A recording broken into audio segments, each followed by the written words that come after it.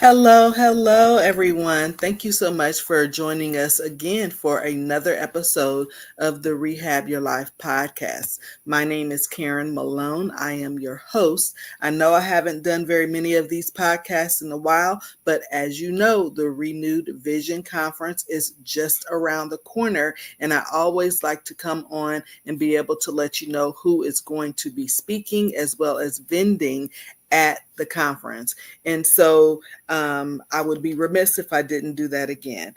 And so I am excited once again to be letting you guys know who is going to be there. The Renewed Vision Conference is going to be not this weekend, but next weekend, March the 22nd.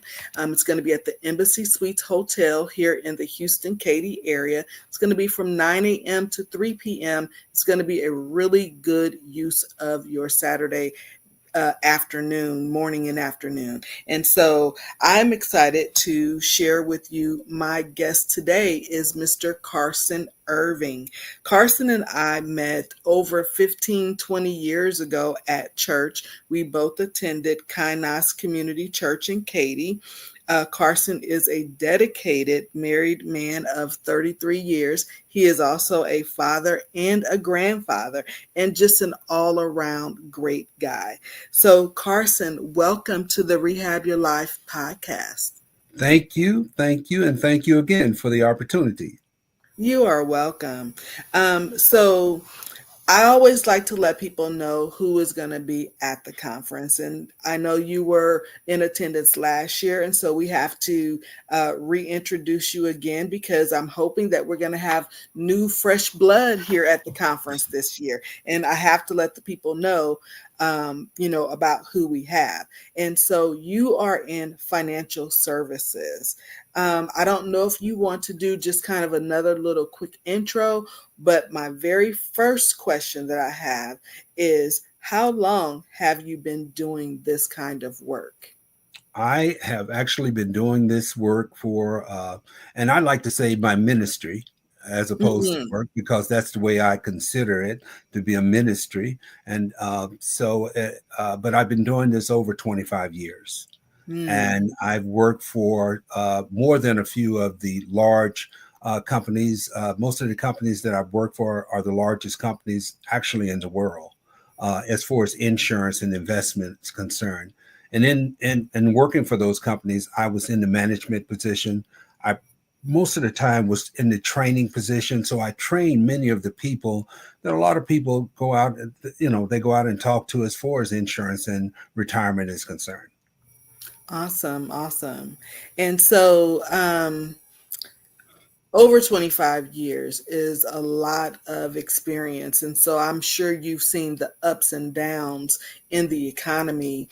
And with everything that's going on in the world today, you Mhm. know, what would you say to people in terms of reassuring them about not going out and pulling out your investments and that kind of thing, because I'm sure you can speak to kind of the volatility that's in the market today. Well, I have to be very honest. Yeah, I tend to look at, to be frank with you, the people that's going to be in charge of the country. I definitely do a lot of that before I start making any decisions about what I'm going to do. I tell people, you can start looking at trends and see how things are. At the beginning of the year, I started to read about what the game plan was for the present structure that they have right now in the White House. And one of the people that I listen to quite a bit and read about is Goldman Sachs. Goldman Sachs is one of the largest financial institutions in the world. And they kind of gave an opinion that I tend to talk to most of the people that I deal with, and that is they said take a conservative position.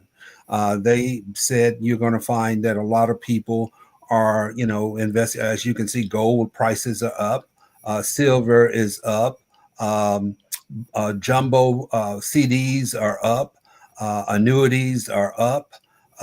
Why? All these things that I just need. Art is up. A lot of people are buying art. Mhm. Precious metals are up. What does all this mean? It means that the people with money are taking a conservative position. They're basically going into things that basically hold value, and they're going to wait it out. They're just going to see, what the market is going to do, because the anticipation is that at least for the next year or so, you're probably going to see an up and down cycle. Mm-hmm. Yeah, and it's just so volatile right now that Yes. Hmm. a lot of times, people need to hear that. Just kind of wait it out, ride the wave. Things are going to calm back down. Hmm. um and with that being said, what is the importance of like having your affairs in order? Because my listeners know that I have been diagnosed with cancer over 10 years ago, and having had to have policies and things of that nature in place in order to ensure that I could still take care of my family. I'm a single parent. I have 4 children, 3 living, and they were all participating in sports and different activities, and I still wanted to be able to maintain a certain level of normalcy in the Hmm. household. And so, um, having to have those things in place ahead of time allowed me to be able to do that. So, two questions kind of in one. What is the importance of having your affairs in order? And then, like, what products or services do you have that can help us to be able to rehab our lives? Okay, so the importance of having your situations at home, not only from the standpoint of just from an insurance standpoint, but wills are important as well. Having a will in place, especially if you have material things that you want to transfer over, and not have to go through a probate situation with the life insurance. That's for sure. You don't have to go through probate with life insurance. I tell people all the time, I said, look, life insurance, a lot of people tend to look at life insurance only from the standpoint of somebody passing away. But one of the things that I try to emphasize, the reason why you should get life insurance, is that life insurance by people that have money over years and years has been used as an instrument to transfer wealth. And that's the thing that I really talk about quite a bit. Don't allow yourself to fall into a situation where when somebody says that they are a life insurance person, an investment person, or something, you shy away. No, you should really hear what they're saying, because there are 4 factors, especially from a life insurance standpoint, that are going to be taken under consideration every time you go out and talk to someone about life insurance. One, they're going to start talking about, what is your age? Secondly, they're going to ask you what your health is. The third thing, they're going to ask you your gender, and the fourth thing is they're going to ask you whether you smoke or you don't smoke. Those are the 4 factors used for any kind of life insurance. So I tell people one of the things that you should take under consideration is get the coverage while you are young and healthy, Mhm. because it's less expensive. As you get older, there are too many factors you have to take under consideration. One is your health could change. And I like to use myself, myself and my wife as an example. We have life insurance. We have a good bit of life insurance. I wish we had gotten more life insurance, to be frank with you. And I'm in the business, but we have what we have. And why do I say that? Why? One is my wife has Alzheimer's. She got diagnosed in 2015. So there's no more life insurance that she could ever get ever in life again. That's done. So what we have for my wife is there. That's all we can get for her forever. And then for myself, because I had a heart attack in Mhm. 2021, that's, at best, you have to wait about 8 years after that, because the industry wants to see, have you recovered? Where Mhm. you are and so forth. And these things happen abruptly. Nobody planned for these two things to occur. So what I'm saying to people is that, I always say the devil is in the mix. The devil is always saying, you have time, you have time. Well, the reality is you only have today, right Mm. now. If you are healthy today, that's what you have right now. Because you could go to sleep. I have client that went to sleep and had a stroke in their sleep, major Oh, wow. stroke. So, things happen overnight, and now she can't get life insurance. And we're trying to figure out, if there's any life insurance available to her. So I tell people, and I also ask them, please consider your children, getting them life insurance. I had a conversation with a young lady, and I said, look, rather than get your child a car or something when they get ready to leave high school, give them a $250,000 paid up life insurance policy. It will be with them for the rest of their life, and they can use it as collateral to pay down on a home, because they can actually go to the bank and use that as an asset. So I tell people, talk to someone that knows what they're talking about. Get a Mm. professional, get someone that really knows the business. And I always say, not someone part-time, nothing against part-time insurance people, but there's no way they could know what I know, because I do this for a living. So, I tell people, it's time, especially in the times that we're living in, road rage, people just driving home, and, somebody gets mad with you, and all of a sudden it's your time. So that's kind of where I am right now.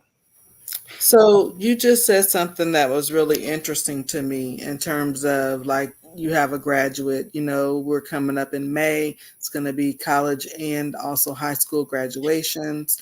You said a paid up policy. How is Yeah. a parent able to pay up a policy?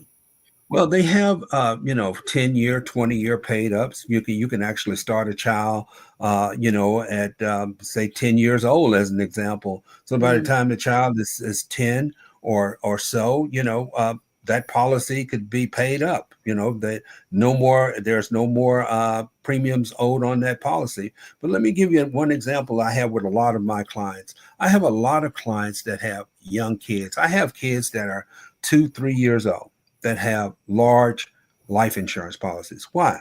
Well, first of all, what did I say about the four factors of life insurance? One is age, right?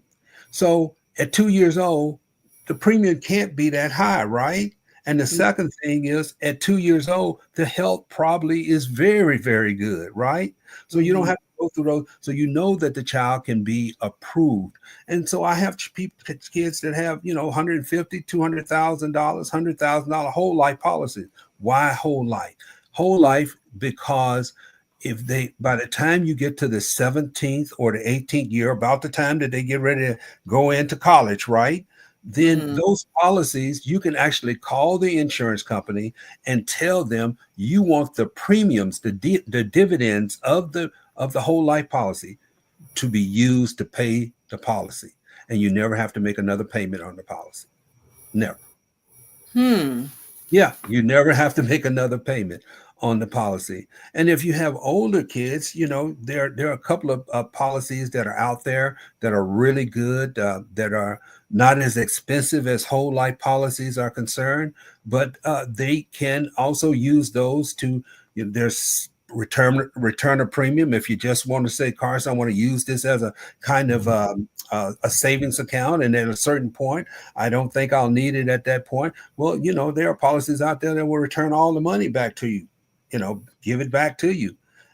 And those policies exist. So the point I'm making is that until you really sit down with someone like me and we can examine what your goals are, what do you really want to accomplish? You can't really know. And we're living in a world where you can't be a spectator. You can't mhm, sit on the sideline and say, I'm just going to wait, because again, waiting does not it's not well for you. It's not a good deal for you. And let me say mhm, this in regards to, just to add on, just kind of not moving away from life insurance. It's the same conversation with retirement planning.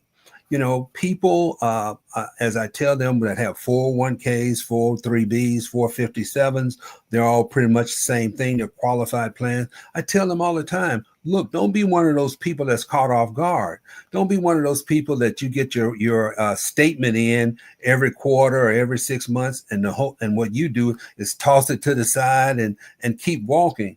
We're living in an age where you need to open it up and look at, am I losing money?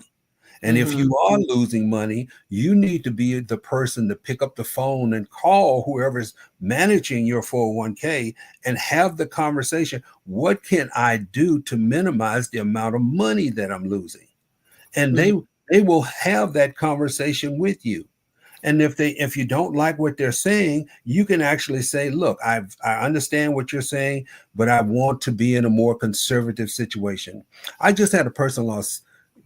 This is the truth. I just had a conversation with a person yesterday, lost $75,000 in their 401k.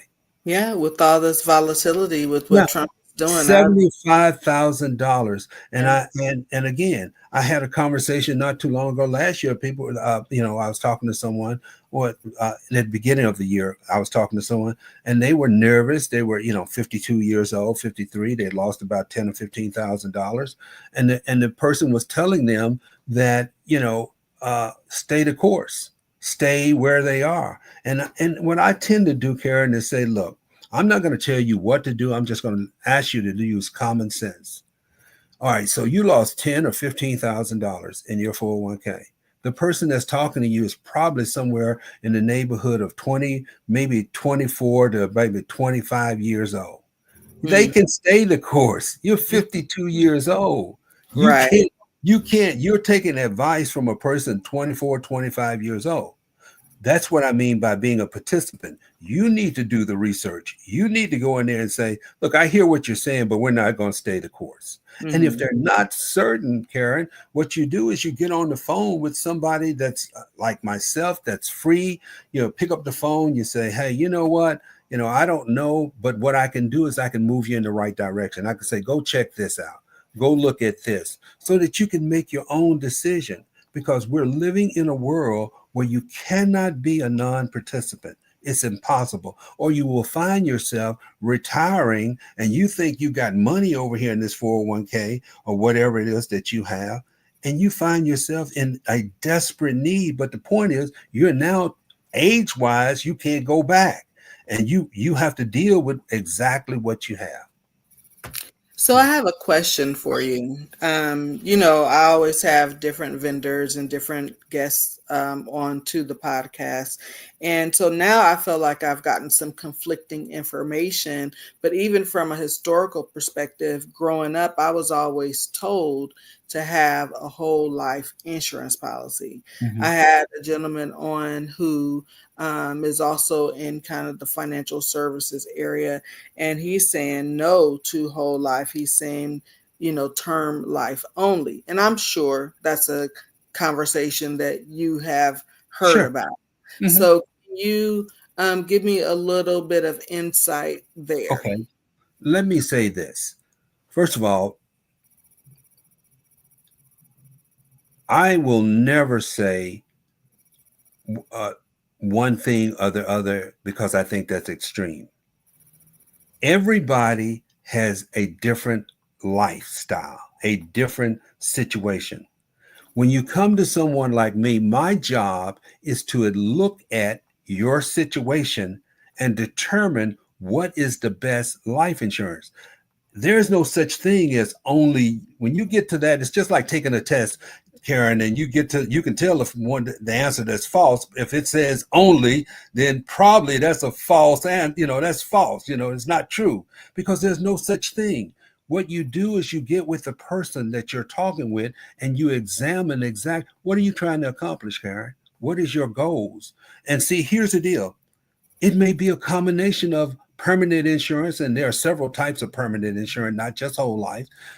Maybe you need a combination of term and whole life. Let me give you an example. Just a quick example. Had a young lady and a husband and wife that talked to me. They said, Carson, we need life insurance.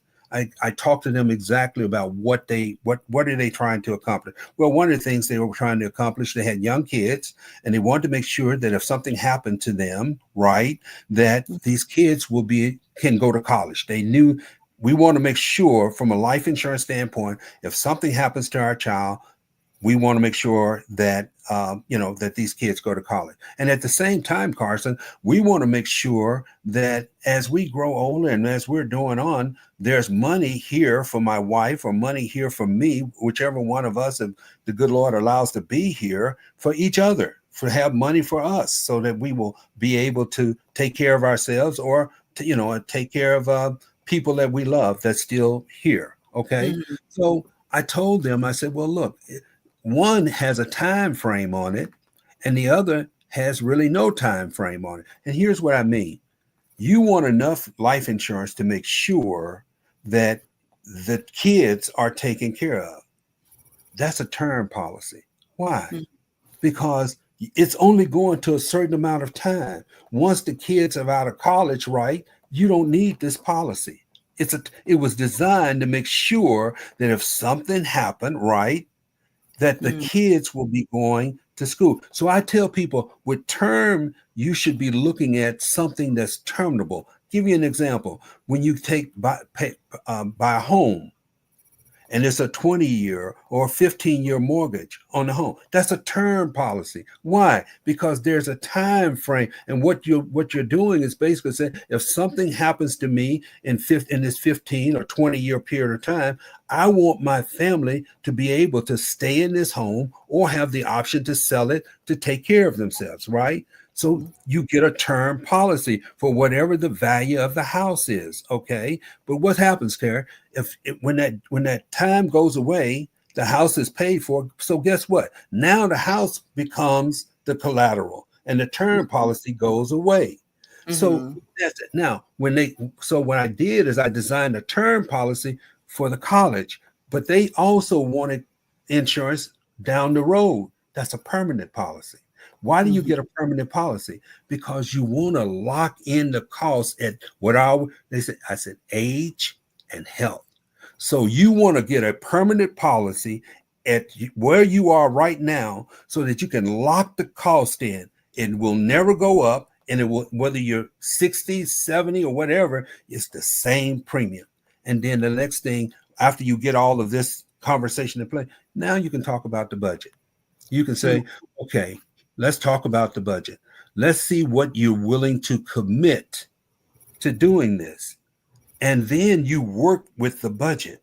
You make sure. Why? Because the worst thing that you can do is get in a life insurance policy and get out of a life insurance policy. Because Mhm. once you get out of the life insurance policy, Karen, it's just like buying a car. You go in and you take the car off the showroom. When you go back, if you get, if for buyer's remorse or something of that nature, and take it back, you can't sell them the car for the same price that you bought it for. It's Right. the same. It's the same thing with life insurance. Life insurance, if you buy a life insurance policy at 18 years old and 20 years, and you go 5 years and say, okay, whatever the reason is, I'm going to let this policy go. Guess what? You will never get that cost back. You will never be able to, whatever, if you're paying $50 a month for it, you will never pay $50 a month because you're 5 years older. And Right. guess, if your health changed, now you got to deal with the health situation. So Right. I'm always talking to my clients about budget. What can we do right now? And I use a last example. I use an example. I say to them this: let's make sure that if you were driving down the road and the transmission fell out from underneath the car, it has nothing to do with the premium over here paying this life insurance policy.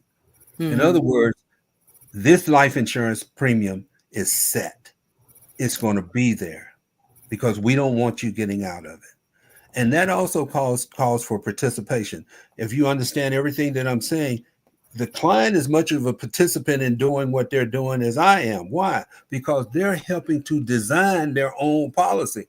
It's not me designing the policy, they're designing the policy, and they're designing the cost of the policy. And that's what I mean by, again, part-time versus a professional, a person that does this for a living. This is Mhm. how, this is why you get someone like me, because that's what I do for you. Awesome. Awesome. That was eye-opening in itself. So, just as a recap, we're at about the 25-minute mark. So, just Okay. Okay. recap. I want to make sure that my audience heard from you that really this is about a transference of wealth at the end of Yes. the day, and that the earlier the better, Yes. because there are four factors that the insurance companies or these financial services companies are going to consider. Number one, age. Number two, health. Number three, gender. And number four, if you've been a smoker. And so the goal is to get the coverage while you are young. And the rates are going to be cheaper. So as a young person, let's say it's less than $50 a month that you would typically be paying, and you can pay that along with your car payment and your insurance and things of that nature as a young person, being that those are the only bills that you have. You don't have the overhead that, once you start having kids and living out on your own. But we need to drill into the young people that you don't let this bill lapse. If you don't pay nothing else, you pay this bill. Well, Because I also heard you say that you don't want to get into an insurance policy, amen. get out of an insurance policy. And Let me so, can I make two quick examples because I know we're fighting time here. One is this. I'm going to use my son as an example.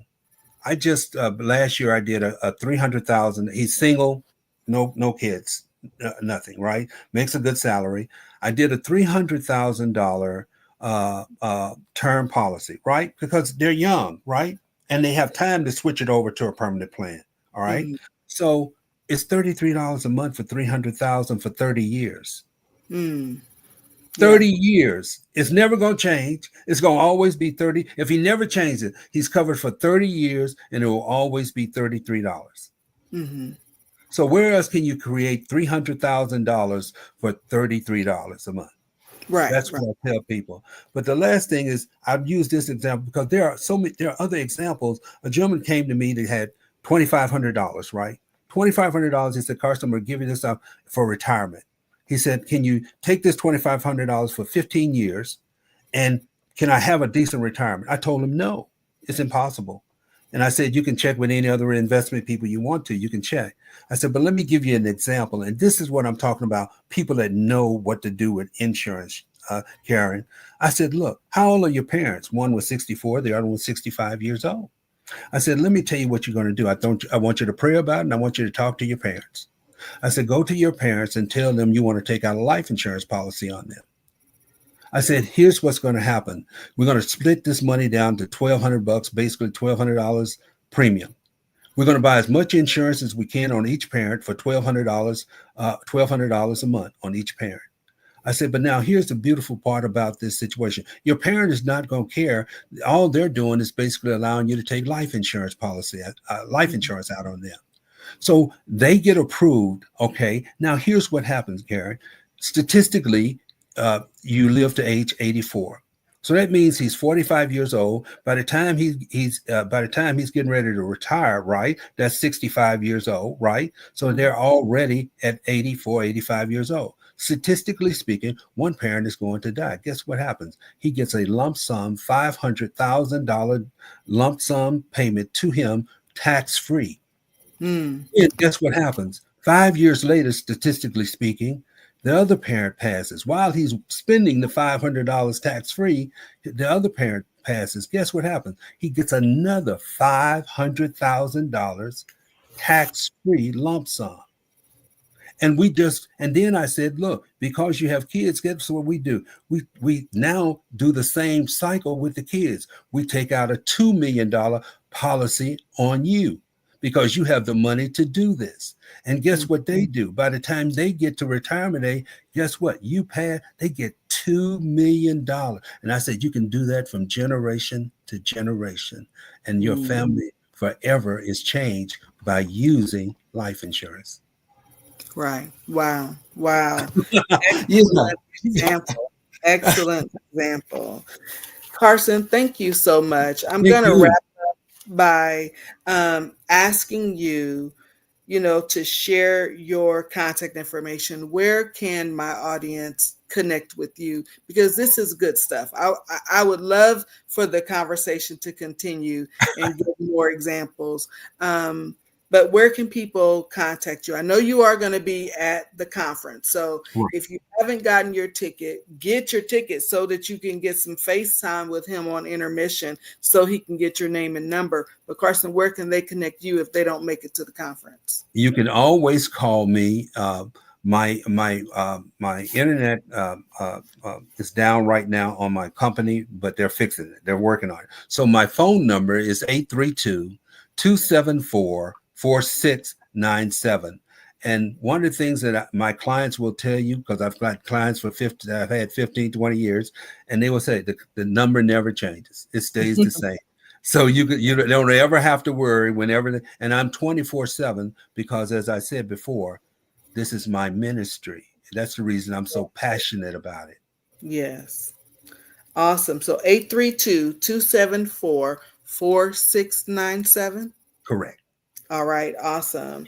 And so give me a couple of seconds while I handle business and then we will wrap up. Okay. So just like Carson is, he is one of the sponsors for the Renewed Vision Conference. Again, that is going to be not this Saturday, but next Saturday, March the 22nd. Come hang out with us at the Embassy Suites Hotel in the Katy area from 9 until 3 p.m. We're going to have door prizes. We are going to have a photographer, DJ. It's going to be a good time. You are going to have a very well curated plated meal. You're going to get a little gift bag for your time. And we are going to have photographers. So I want you to look your best. The colors for the theme is red, black, and white. And the theme is delayed but not denied. So if you are standing in faith, waiting for the Lord, or waiting for a promise from the Lord, He is faithful. He is going to deliver, but it just may be delayed but not denied. And so just like Carson is a sponsor, my other sponsors are Glenda Lampkin. She is a realtor. Please reach out to her for all of your real estate needs. You can find her on the internet. Glenda Thompson. She is Tea Cakes by Glenda. She will be at the conference. Colette Connor is an author. Check her out at her table to be able to see what her latest offerings are.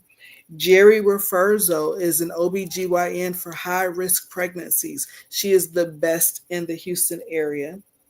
Pierre Willis of the Willis Agency. He is also in financial management services. And Glenda Lampkin again. She owns a home health agency as well called Love Bug Care. And you can reach out to her at glenda@lovebugcare.com. She also does post-surgical support. So if you've gone down to Costa Rica, no judgment, and you've gotten that BBL and you need some post-surgical support, she can be there for that as well. And so for me, I will also be having a table. My latest book is called Nothing Can Stop the Promises of God, Not Even COVID-19. Yes, the pandemic has ended, but I had an anthology where we shared our experience with COVID, and it's about 8 or 9 authors that came alongside me to be able to share their experiences. And then my very first book, Lose to Win, it talks about my battle with cancer. There will be a second book coming because I'm still in the battle, and it's been about 10 years, so it's about time to be able to renew that book. I also have an emergency binder, which I'll share more about that later, and a 90-day planner. And so once again, I wanted to thank you, Carson, for your ministry. I can see the passion that you have for what you do. And he can be reached at 832-274-4697. If you don't come to the conference, or let's say you want to come, but you don't have the resources, reach out to me. Do not let that deter you.